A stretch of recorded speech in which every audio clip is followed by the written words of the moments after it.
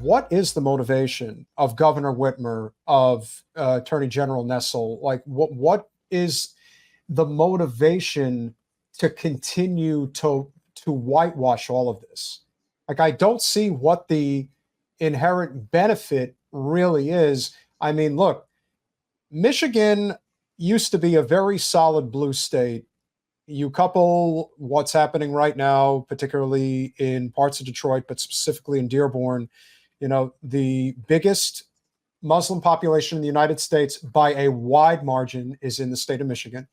And they have made it very clear that Joe is a sitting duck in November. I think that's a reflection of how Trump was able to win Michigan back in 2016. It was also how Bernie was able to win the Michigan primary in 2016, which is actually what shifted the whole election in so many ways. The people of Flint said, we may be Democrats, but we're not playing this game. You're playing with our lives, and you think that we're just going to accept this. We're not. So I think that is another layer that gets thrown into this mix that I don't think enough people are talking about. What is the motivation of somebody like Governor Whitmer and Attorney General Nessel? We all know what the motivation of Governor Snyder was, who President Biden gleefully accepted his endorsement. I'll never forget that one. I don't know what it is, but I am kind of curious as to, what is the end game here? Like, how do they think they're going to continue to pretend like this isn't going on? Well, I hope for those who get a chance to watch the documentary, you'll see that the reason, the dark underbelly of the Flint water crisis is Wall Street was involved in causing it. And I believe, it's not that I believe, I know the reason Whitmer and Nessel, in Whitmer's case, has basically abandoned Flint and not followed through on her promises to Flint. And in the Attorney General Nessel's case, who, by the way, Whitmer wants to run for president in 2028, and the Attorney General, who sabotaged the Flint criminal investigation, wants to run for governor of Michigan. So talk about, failing upward, is to protect Wall Street. And it's discussed in the documentary, but I'll try to make it quick. Essentially, the Flint water crisis really happened because there was a privatization scheme to create a totally unnecessary brand new water system. It was called the Carigandi Water Authority. It was a privatized water pipeline that would bring raw water from Lake Huron, which is part of the Great Lakes, some of the purest water on earth in Michigan and surrounding states, bring raw water from Lake Huron to Flint. The thing was, Flint was already getting water from the same source, Lake Huron, for 50 years with no problem. There was no reason for this new water system, but there was money to be had in creating a new privatized water system. So local officials in Flint, state officials in Michigan under then Governor Snyder, they basically hatched a scheme to allow Flint, who was basically almost bankrupt. This was in the early 2010s. Flint had reached its borrowing limit. It was not legally allowed to borrow more money. The only way it could borrow more money was if there was some emergency that would give it an exception to borrow more money. So they basically created an emergency, which was the cleanup of this sludge pit near the Flint water plant. It had been there for years. There was no urgent demand to clean it up, but suddenly there was this emergency created that gave the broke city of Flint an exception to borrow $100 million to help fund the construction of this brand new water pipeline. And who issued the bonds? Who fronted the money? That $100 million. JP Morgan, Wells Fargo, and a third financial firm. They were sued civilly, not criminally, which they should have been sued criminally. They were sued civilly in 2020 on behalf of 2,600 children, Flint children, because they didn't do their due diligence in issuing the bonds. In funding the money, they were supposed to make sure that the Flint water plant was equipped to safely treat Flint River water. The best way I can describe it, everybody knows about the Boeing planes right now that are literally falling apart midair. That was the Flint water plant was the equivalent of a Boeing 757 falling apart in air. It was completely dilapidated. It hadn't been used as a full-time water treatment plant in 50 years. It was missing crucial equipment, and it's using the Flint treatment plant to treat any water source, the Flint River or any other water source. In 2014 would be the equivalent of getting on a Boeing 757 with 1.5 wings. So the banks fronted the money for Flint to help fund this completely unnecessary pipeline, and the rest is history. Flint, while that new pipeline was under construction that Flint was going to join to get water, they were using the Flint River. They didn't add the proper chemicals. We know the rest. So why does Whitmer not want to do the right thing for Flint? Why did Dana Nessel, the Attorney General, in my view, sabotage the case? Because if they actually went to the mat, meaning if they went for criminal justice for the Flint residents, if they charged Governor Snyder with involuntary manslaughter, which the prosecutors that Nessel fired, my reporting indicates they were going to charge him with involuntary manslaughter. Like they were going for the governor, who the prosecutors, the current attorney general fired. They were building a case against the former governor, which would have been historic. There's no governor who has been charged with involuntary manslaughter ever in American history for decisions they made in office. I believe the reason that they have swept this all under the rug is because Wall Street funds the Democratic Party. And if they would have went forward with criminal charges for that financial fraud, these banks would be facing hundreds of millions of dollars in liability because it was bond fraud. The bonds were based on fraud. Not only the banks, the state of Michigan itself would be facing near bankruptcy because the state of Michigan, the Attorney General's office, signed off on that scheme that I just described to you. So the state of Michigan would be sued 7 ways to Sunday by bondholders, by Flint residents for signing off on that financial scheme. Well, Gretchen Whitmer, she ran on fixing the damn roads, Peter. She ran on, we're going to do this, we're going to do that. Well, states cannot print money. The federal government can. States can't.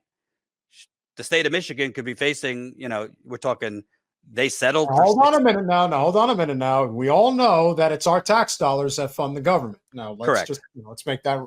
Well, our tax dollars actually do fund state government. Even Steve Grumbine says that, not the federal government. But my point is, state of Michigan, the state got away with $600 million in a settlement. If the financial fraud that I described went forward in criminal court, you're talking at a minimum, we're talking $1.5 to $2 billion. It could bankrupt the state of Michigan. And if you are JP Morgan and I'm Gretchen Whitmer, am I going to allow my donors, my benefactors of the Democratic Party to face hundreds of millions of dollars in liability?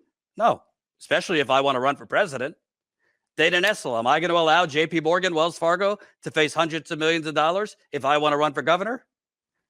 I think it's unfortunately as simple as that. And it pains me that the majority of Americans, hell, the majority of people in Flint, do not know that this is the dark underbelly of what happened here because the media hasn't informed them.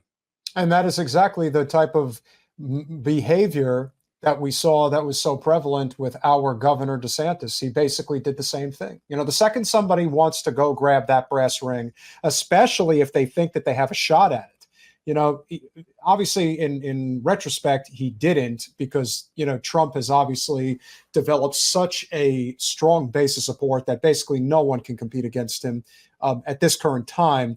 But there were people who thought he could, and they did give him over $100 million. And you saw the decisions that he was making in the state of Florida, whether it was, as a social justice warrior, like with Disney. But there were a lot of economic decisions that he was making that were detrimental to this state, and all for the purpose of thinking that he was going to be the next president. And the same is true for what Whitmer is currently doing and will probably continue to do, if not worse, when she attempts to run for president, and we all know that she will.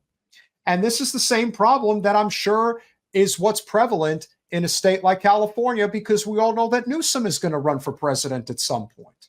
Maybe he's going to be the replacement for Joe. You never know. No pun intended, no joke intended. But it did rhyme.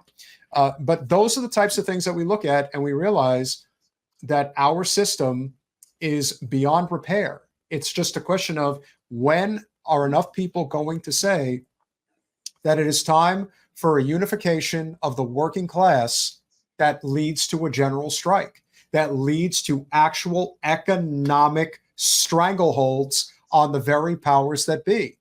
The second they're even attempting, right now, this is what's amazing, because a lot of times these, any type of the protests that you're seeing at any of the colleges, whether it's, in New York City, whether it's in Los Angeles, or any place in between, the one thing we know is that these are totally organic movements. A lot of these people are not wanting to be willing participants in the capitalist system. But the truth is, if you really want to break the capitalist system and turn it into something that's more of a working class system, like a hybrid system, a social democracy, if you will, the only way that's going to happen is if you think like the people in power. If you don't, then you have already lost the plot. Like, if you're not already thinking about, at these colleges, you want them to divest from Israel, and that's great.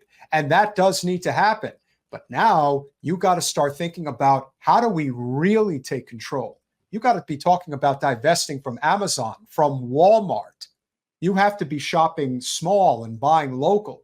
That is how this stuff happens. Like you said, everything's local. It's true. It really is. There are certain luxuries that people don't want to live without, or don't know how to live without. Well, guess what? If you truly care, if it isn't just about you, kind of like as you were alluding to before, the Flint story is not about you. It's about us. It's about the collective, if you will. Yes, we live in a society and the collective matters, whether you like it or not. And so unless that type of mindset really takes over, and people realize that if you are out shopping, that it would behoove you not to shop at a big box store. Because let's face it, the money that is made at those big box stores, they don't go back into the local economy. They go to the shareholders. That's where it goes. This is a country of workers and shareholders. And right now, if you go back to the days of FDR through JFK, the balance was probably somewhere around 70-30. I would say that at its best, it was 70% shareholders, 30% workers. Today, it's at least 90% shareholders. It may be even higher than that, and about 10% workers. That is not a sustainable system. Not that a 70-30 was anyway. Maybe a 65-35, 60-40. That's a sustainable system. But that is not where we are. And we are nowhere near it. Can't even sniff it. And I do wonder, when are people just finally going to say, I've had enough. I'm not participating anymore. We are collectively going to work together, and we are going to figure out a way to turn this into a worker revolution type situation. But the longer we wait, the more dangerous and devastating it gets. I don't want communism. That isn't the answer. And when anybody hears workers' revolution, they immediately assume that that's what we're talking about. No, we want a system where the workers do have at least somewhat control of the means of production. There is no other way that society can function as a result otherwise. Unless, of course, you're accepting of things like Flint, Michigan. If you're accepting of poisoned water supply, okay, that's on you. But I'm not. And I would like to think that this is also the general consensus of why so much of the narrative that we hear in politics today, it comes from places like North Jersey. It comes from places like, not Detroit, but the Detroit suburbs, like Bloomfield and Farmington Hills.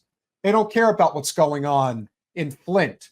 As long as it's not in their backyard, they don't care.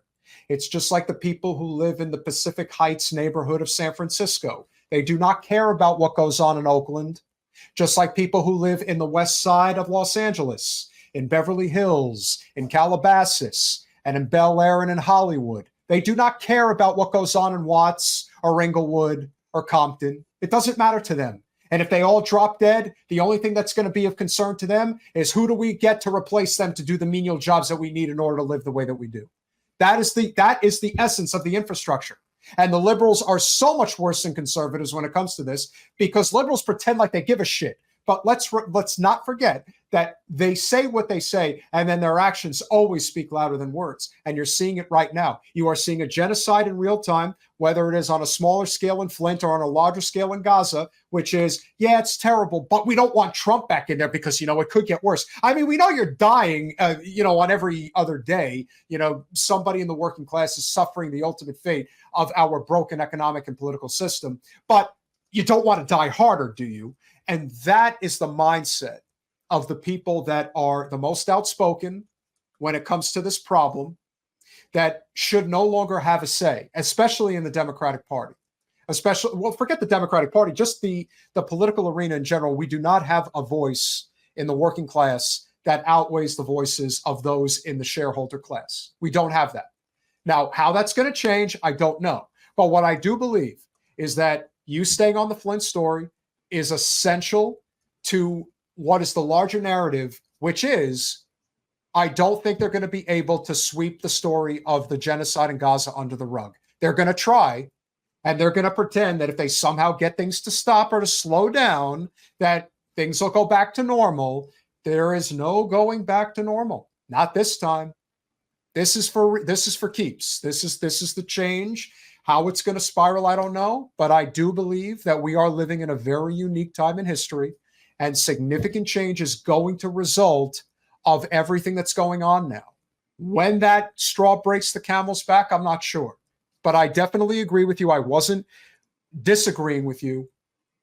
I think electoral politics matters, but in the grand scheme of things, in terms of what needs to happen, it doesn't matter, because if you don't actually mobilize in the way that you need to in terms of the working class uprising, then voting doesn't have any real merit, because you're not forcing the issue in a way that is making the people that are supposed to be representing us represent the people.